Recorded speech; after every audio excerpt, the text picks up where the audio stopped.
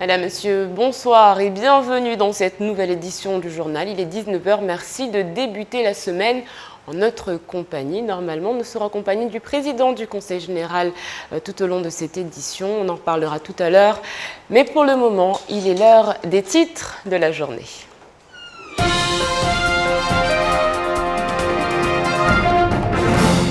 Premier jour de grève à l'aéroport et pas de négociation en vue pour le moment. La grève a donc bien débuté ce matin, comptez 10 minutes de retard pour les premiers vols. Le conflit ne touche que le personnel de l'aérogare, mais c'était sans compter les réquisitions de la préfecture. On fait le point.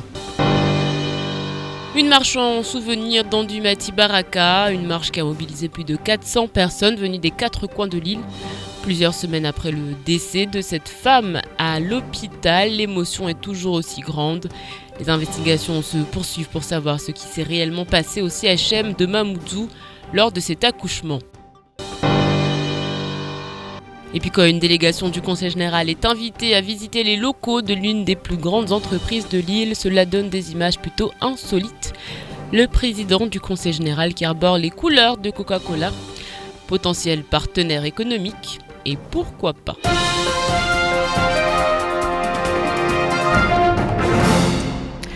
Le préavis de grève déposé à la direction de la société d'exploitation de l'aéroport de Mayotte a donc pris effet aujourd'hui. Les agents de la SEAM réclament la mise en place de la convention collective nationale impliquant le passage aux 35 heures, des heures payées le dimanche à 50% et d'autres avantages. Les négociations annuelles obligatoires qui avaient débuté en juillet dernier n'avaient pas abouti, débouchant donc sur un conflit intervenant au moment de grands départs en vacances. Alors, qu'en est-il exactement ce matin du côté de l'aéroport? Les images sont signées Abbas Aliti.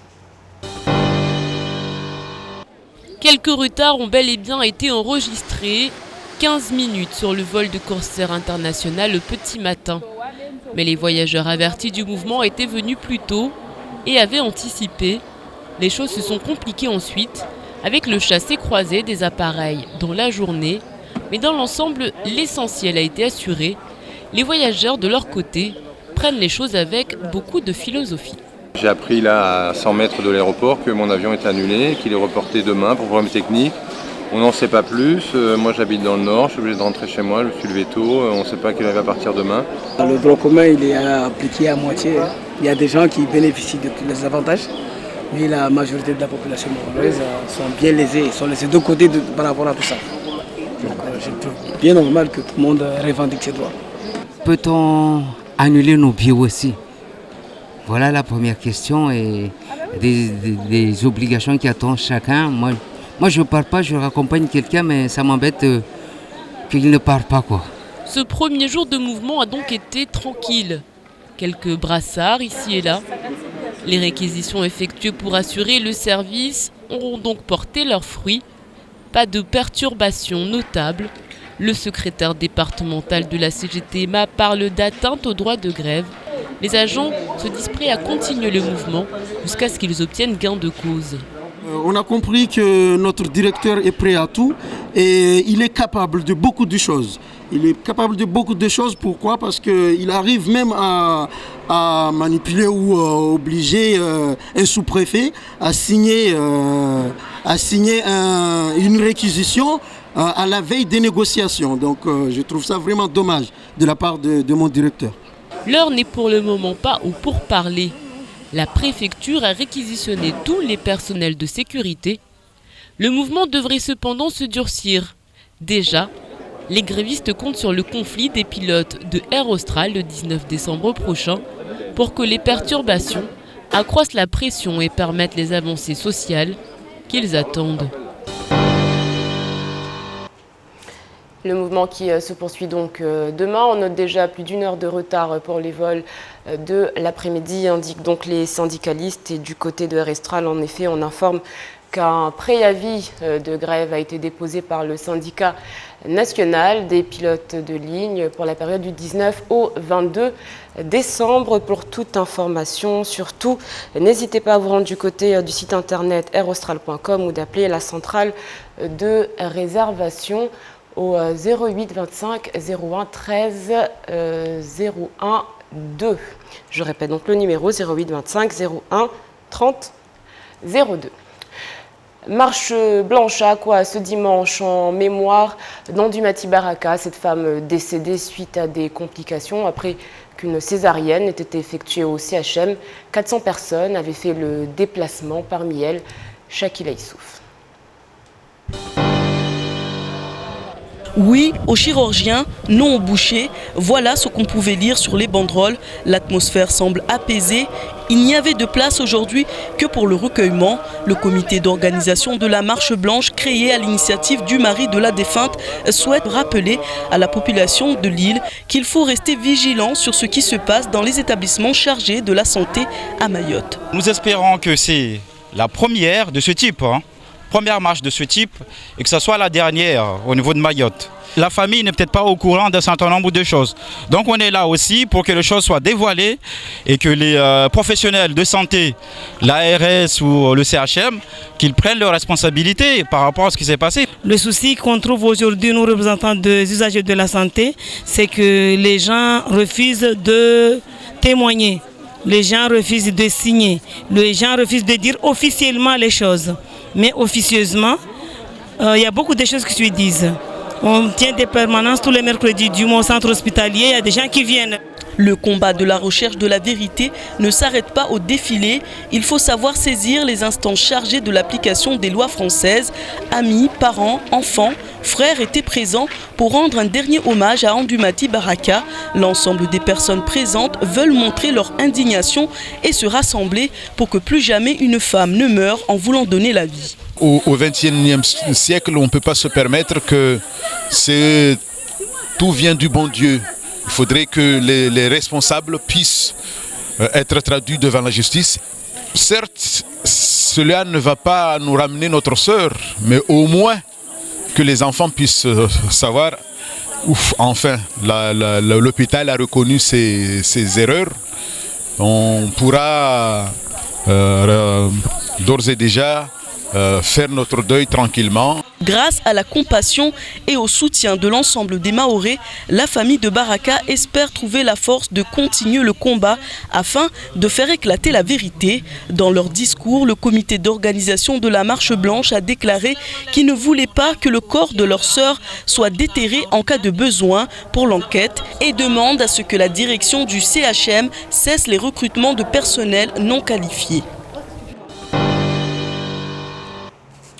Et le directeur du CHM qui a par ailleurs indiqué que toute la transparence serait faite sur cette affaire, vous l'entendrez un peu plus tard puisqu'il était l'invité de la matinale ce matin, l'invité donc de Patrick Mian. Mais je vous le disais lors de nos précédentes éditions, cette affaire aura permis à de nombreuses personnes de témoigner à visage découvert. C'est le cas de ce couple qui a porté plainte aujourd'hui. Anaïs a accouché en septembre, elle aura passé en tout 2 mois à l'hôpital suite à des complications. Elle subit une césarienne. C'est une semaine plus tard que les médecins se rendent compte qu'on lui a perforé la vessie. En tout, elle aura subi 3 opérations. Son compagnon témoigne au micro d'Abbas Alidi. Aujourd'hui, on est assez en colère et surtout, on est dans l'attente d'une explication. On est dans l'attente d'une responsabilisation et on est dans l'attente de soutien de la part des autorités compétentes. Le cas n'est pas isolé. On a eu malheureusement que l'affaire, tout le monde a suivi ces derniers temps, la dame de Akwa qu'on a pu voir. Mais durant les 2 mois d'hospitalisation de ma femme au sein du CHM, beaucoup de cas nous sont venus à nos oreilles, nous sont parvenus et on sait que ce n'est pas un cas isolé, on sait que ce n'est pas un coup d'essai. On sait que quelque chose ne va pas, on aimerait bien savoir quoi et pourquoi et peut-être trouver une solution. Des familles qui veulent donc être entendues par les autorités compétentes. Je me retourne vers vous, Daniel Sedani, vous nous avez donc rejoint. Bonsoir. Bonsoir. Alors c'est vrai que depuis quelques jours, on entend des témoignages de pères, de mères et on se rend compte finalement que beaucoup de choses ne sont pas dites qui se passent à l'hôpital, tout simplement. Bien écoutez, moi je pense qu'il est important, comme vous avez pu le dire, qu'il puisse avoir des éclaircissements, de la transparence sur cet événement grave. Personnellement, nous ne pouvons que nous joindre à la compassion, à la détresse de la famille, parce que perdre un être cher, c'est extrêmement dur, alors que nous savons que normalement, c'est un événement important, attendu, programmé par les familles, puisque l'arrivée d'un nouveau-né est toujours une chose merveilleuse pour un couple. Personnellement, je viens d'avoir une petite fille le 21 novembre dernier, c'est vrai que j'en ai pas fait état, mais c'est une réalité, et ma femme a accouché en métropole. Bon, bien évidemment, ce n'est pas pour les raisons qui ont été expliquées ici. Vous savez, je suis un homme public, je suis en politique, et quand on a une grossesse, il est important de pouvoir le faire dans des bonnes conditions, en tout cas psychologiques, de stress. En plus, on est en campagne politique en ce moment. Voilà pourquoi elle est allée en métropole. Mais c'est vrai que sachant qu'elle a accouché il y a même pas 4 semaines, et que dès que j'ai appris cette nouvelle, je me suis senti personnellement concerné, parce que quand je constate ce qui est arrivé à Madame Baraka, je me dis que ça aurait pu être ma femme, et donc forcément, je suis très bouleversé par ce qui est arrivé. Aujourd'hui, est-ce que c'est normal de se dire qu'il faut faire quelque chose et rapidement pour que des femmes, justement, se disent qu'il faut, s'il le faut, accoucher à Mayotte et accoucher en toute sécurité? En 2014, comme l'avait dit donc, le frère de la victime, se dire qu'on a peut-être une possibilité de ne pas s'en sortir. Aujourd'hui, est-ce que ce n'est pas un combat que les autorités doivent prendre à bras le corps? Vous savez, l'hôpital de Mamoudzou est réputé et connu pour être la première maternité de France, jusqu'à plus de 8000 naissances dans une année. Il y a jusqu'à présent très peu d'événements tragiques qui découlent de ces accouchements, mais néanmoins chaque incident, chaque accident, chaque événement bouleverse la vie d'une personne, et forcément il y a une nécessité de transparence, parce qu'au-delà du décès, il y a des points qui méritent d'être éclaircis. J'ai cru comprendre qu'il y avait un problème de diplôme, j'ai cru comprendre qu'il y avait un problème d'expérience, et il est vrai, nous savons aussi également qu'au-delà de ces actes liés à la maternité, nous savons également qu'il y a des chirurgiens, il y a d'autres spécialités qui se trouvent au niveau de l'hôpital. On a aussi besoin, pour rassurer toute personne qui devrait demain fréquenter ces hôpitaux, de savoir précisément à qui on a affaire, dans quelles conditions on rentre dans l'hôpital, pour savoir si vraiment on fait le choix de venir à Mamoudzou ou ailleurs. Mais aujourd'hui, la maternité, l'hôpital, le CHM de Mamoudzou, c'est notre hôpital, nous y tenons, nous avons fait des investissements extrêmement importants. Le conseil général accompagne ces investissements. Nous avons encore facilité l'acquisition du foncier au cours de l'année 2014 pour l'hôpital, pour son extension future. Donc à cela, nous voulons également que vraiment chaque personne qui se rend à l'hôpital se rend avec la plus grande sérénité, et que lorsqu'il se passe quelque chose, qu'il y ait vraiment une transparence pour amener un climat de paix et de sérénité sur l'île. La transparence qui sera faite, a indiqué par ailleurs le directeur de l'hôpital. Dans l'actualité également, un cas d'Ebola suspecté à La Réunion. Une pharmacienne ayant séjourné en Guinée a été mise à l'isolement au CHU Félix Guyon à Saint-Denis vendredi soir. Les résultats des analyses faites dans le week-end et envoyés en métropole devraient normalement être connus assez rapidement. Retour sur les faits avec ce reportage de nos confrères d'Antenne Réunion. Première raison de ne pas s'inquiéter, cette fièvre modérée dont souffre la patiente. Au moment de son hospitalisation vendredi après-midi, la tamponnaise a entre 37,5 et 38,5 degrés de fièvre. Pour le préfet de La Réunion, il ne s'agit que d'une suspicion de cas Ebola. Une suspicion ou principe de précaution qui s'explique par le voyage humanitaire de la patiente réunionnaise en Guinée, pays considéré comme le berceau de l'épidémie. Mais cette faible fièvre pourrait aussi être la conséquence d'une maladie beaucoup moins grave. La patiente n'est pas contagieuse puisqu'elle a donc une fièvre modérée. Selon les représentants de l'Agence régionale de santé, on peut qualifier une personne comme contagieuse uniquement à partir du moment où elle présente des symptômes bien précis, forte fièvre, vomissement, maux de gorge, écoulement sanguin et autres symptômes cliniques, ce qui n'est pas le cas de la pharmacienne tamponnaise. Elle n'a donc pu contaminer personne, que ce soit dans l'avion, à l'aéroport à son retour de métropole ou dans son entourage proche à La Réunion.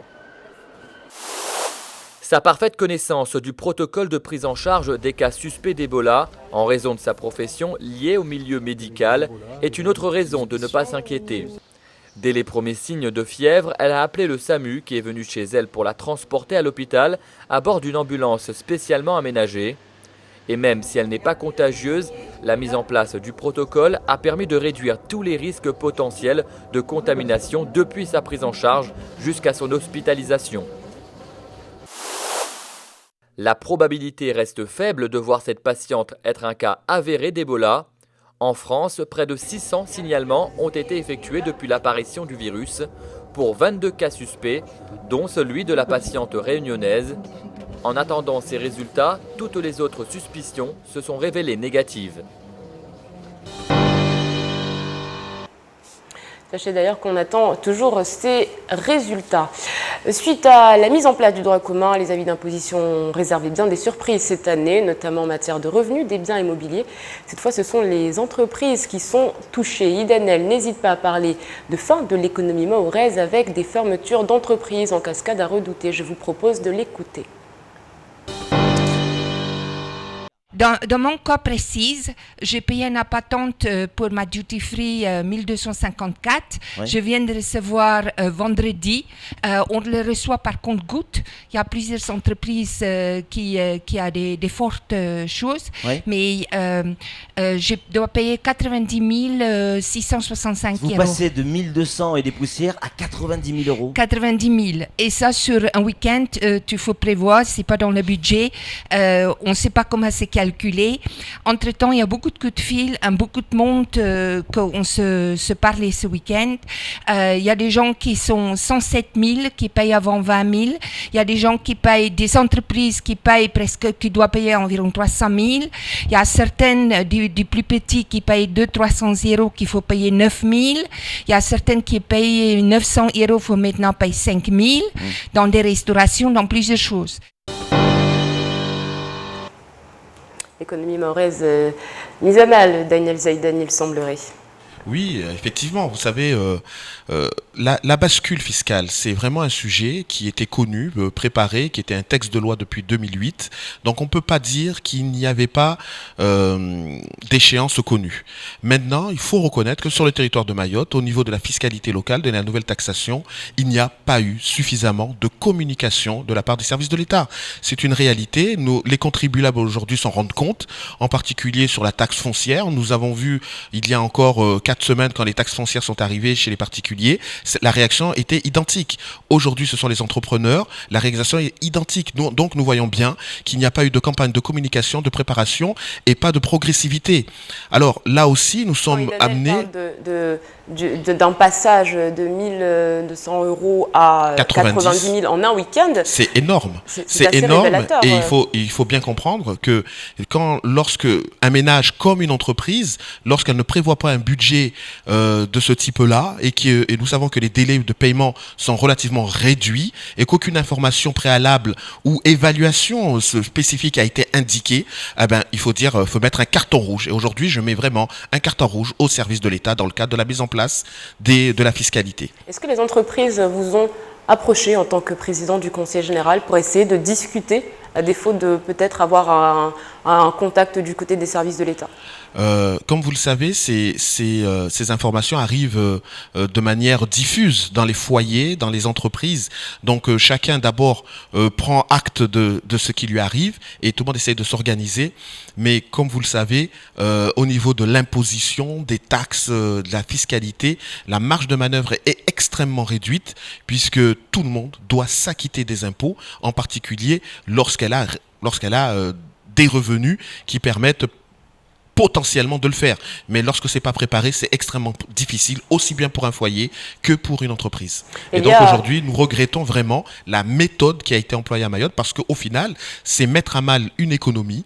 Et la réalité, c'est que lorsque le Conseil général fait des efforts importants au cours de l'année 2014 pour injecter jusqu'à 9 millions d'euros dans l'économie à travers des aides à l'investissement des entreprises, eh ben, on voit que dans le même temps, eh ben, on met en difficulté ces mêmes entreprises. Donc ça remet en question tout l'effort que le Conseil général fait pour redresser la situation. Ce n'est pas justement votre rôle aux élus, au Conseil général, d'essayer de mettre en place une progressivité ? Alors, là-dessus, de tenter en tout cas d'être entendu. Bien sûr. Alors comme vous le savez, l'année dernière, néanmoins, nous avons organisé plusieurs séminaires. Le premier est daté du 29 janvier 2013 dans l'hémicycle du Conseil général, nous avons même fait venir des spécialistes, nous avons pu faire des projections, mais nous n'avions pas encore les paramètres, les calculs comme cela a pu être dit, parce que la vraie difficulté aujourd'hui, c'est que lorsque nous discutions de ces phénomènes de mise en place de la taxe, nous n'avions pas les formules de calcul ni les bases. Et comme vous savez, les bases à Mayotte sont particulières parce que nous partons de zéro, nous n'avons pas d'antériorité.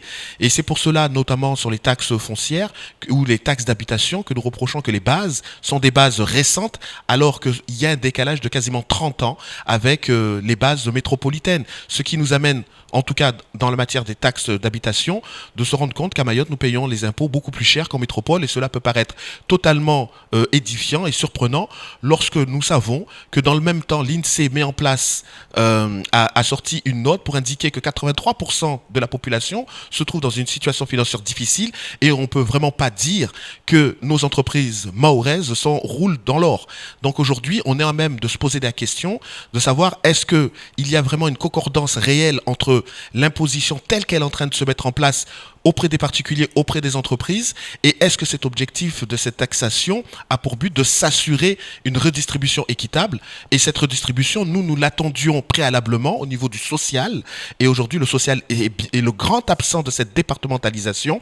Donc nous demandons vraiment solennellement qu'il puisse avoir une révision de cet échelonnement social sur Mayotte, et de la même manière qu'on puisse accompagner les entreprises à faire face à cela. C'est la raison pour laquelle nous avions demandé que pour les entreprises mahoraises, nous puissions mettre en place comment on appelle ça, des exonérations auprès de leur société, ce qui n'est pas réellement le cas, sous prétexte justement qu'à Mayotte, les charges patronales sont moins élevées qu'en métropole. Aujourd'hui, certes, les charges patronales sont moins élevées qu'en métropole, mais lorsque nous voyons les nouveaux tarifs fiscaux, je crois qu'il y a vraiment une nécessité d'avoir un regard particulier pour Mayotte, parce qu'aujourd'hui, il ne faudrait pas que notre système économique s'effondre par la mise en place de la fiscalité locale. C'est peut-être pour ça que les entrepreneurs font appel à vous en ce moment. En tout cas, vous étiez ce matin du côté du site de Maïko à Longoni. Objectif, promouvoir la production locale, moteur pour l'emploi et le développement économique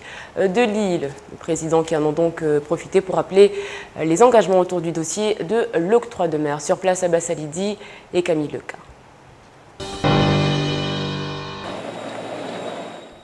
Vous avez sûrement vu cette canette refaire surface dans les rayons de supermarché. Il s'agit de la Hippo, la blonde mahoraise. Une bière 100% locale dont la production a été reprise par l'entreprise Maïko en juillet dernier. Et son site de production faisait l'objet d'une visite du président du Conseil général ce matin. L'occasion pour Maïko de souligner ses ambitions pour cette marque locale. La société ASM, on vient juste de la reprendre et on produit une nouvelle bière qui s'appelle la Hippo. Et on veut la développer parce qu'on veut développer cette production locale, parce que pour nous c'est un enjeu important pour le développement du territoire mahorais. Il faut savoir jouer collectif, développer les produits locaux et développer l'économie locale. Pour le président du Conseil général, cette visite n'est pas anodine. Maïko ASM symbolise pour lui le succès d'un partenariat entre la collectivité et les entreprises locales sur le dossier de l'octroi de mer. 2014 est l'année de la mise en place de l'octroi de mer où il y avait un risque réel sur la destruction d'emplois, en particulier sur la production locale. Je peux considérer quasiment un an après la mise en place de l'octroi de mer, que finalement, toutes les mesures que nous avions prises, les réunions de concertation avec les acteurs économiques que nous avions tenues en 2013, ont permis de préserver l'emploi et a permis de faire en sorte que l'activité de production locale se poursuive. Donc pour nous, c'est une grande satisfaction. À sa création en 1997, Maïko comptait 35 salariés. Ils sont plus de 100 aujourd'hui, dont 11 pour la production de la bière Hippo. L'histoire de l'entreprise, premier producteur et distributeur de boissons de l'île, est donc un très bel exemple de réussite locale. Et on rappelle que l'abus d'alcool est dangereux pour la santé. Il y a peut-être mieux pour promouvoir les produits locaux, Daniel Zaidani. Vous savez, effectivement, moi je ne bois pas d'alcool.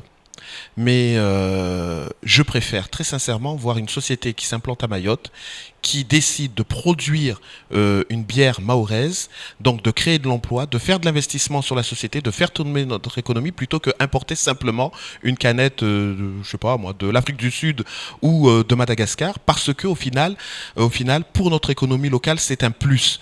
Et vous savez, lorsqu'on a plus de 60% de chômage sur le territoire de Mayotte, on doit encourager justement ce type d'activité, d'activité qui fait des investissements et qui crée de l'emploi. Visiter Maïko aujourd'hui, pour moi, a été un plaisir de constater qu'une société est présente sur notre territoire depuis 1996, qui a fait plus de 9 millions d'euros d'investissement et qui est partie de 35 salariés à plus de 110 salariés. Donc forcément, ce sont des exemples, je pense, positifs qui doivent marquer et qui doivent se développer à l'avenir. C'est pour cette raison que le Conseil général souhaite, pour l'année 2015, s'assurer d'avoir une campagne favorisant justement l'acquisition par le consommateur de produits locaux par rapport à des produits importés, parce que derrière chaque produit local, c'est de l'emploi, c'est de la production locale, c'est de l'investissement, et donc c'est de la richesse pour Mayotte. Vous savez, lorsqu'on a analysé le PIB récent, on parlait de 7 900 euros de PIB par habitant et par an. Néanmoins, il y avait un bémol malgré la progression de ce PIB, c'était de constater que près de 60% de ce PIB était consacré et était une valeur ajoutée de l'administration. Aujourd'hui, nous savons que ce n'est pas un monde normal, nous ne pouvons pas reposer notre économie mahoraise juste sur l'administration, il faut qu'on ait réellement une activité entrepreneuriale, dynamique, et pour cela, il faut que le Conseil général favorise l'implantation de ces investisseurs en dégageant du foncier constructible. C'est ce que nous faisons à Longoni, c'est ce que nous faisons à Kaweni, c'est ce que nous devons poursuivre, et en même temps, nous essayons d'encourager les investisseurs à avoir une activité de production sur le territoire. C'est un petit peu aussi le message que je voulais dire à Maïko et que je dis bien évidemment à tous les producteurs locaux, parce que c'est comme ça que Mayotte avance. Merci beaucoup Daniel Zaidani d'avoir répondu à toutes nos questions. Vous restez avec nous. Il est l'heure tout simplement de faire un tour du côté de l'actualité en bref dans votre journal.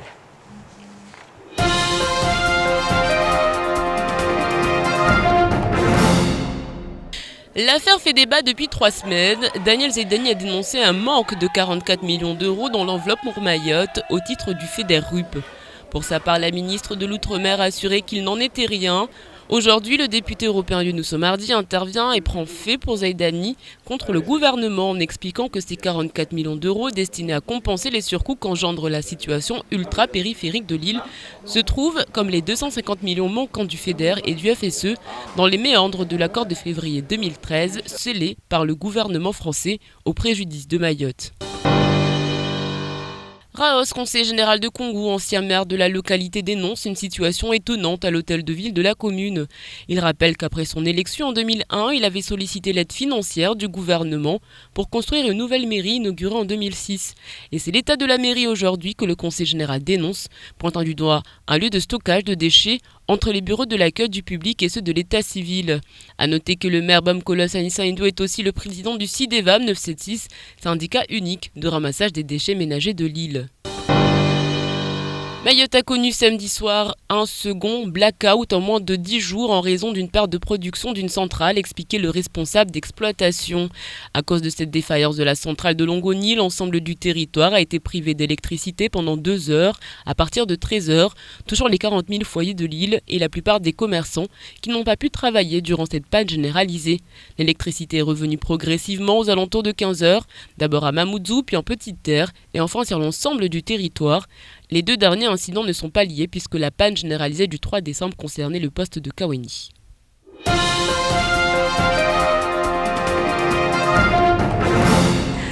Depuis plusieurs semaines, 18 jeunes licenciés suivent une formation pour devenir aspirants moniteurs de kayak. Ce sport en pleine nature attire beaucoup de jeunes qui souhaitent d'ailleurs travailler dans un environnement avec un lien avec la mer. 4 clubs de canoë-kayak sont actuellement en création, en plus des 2 qui existent déjà.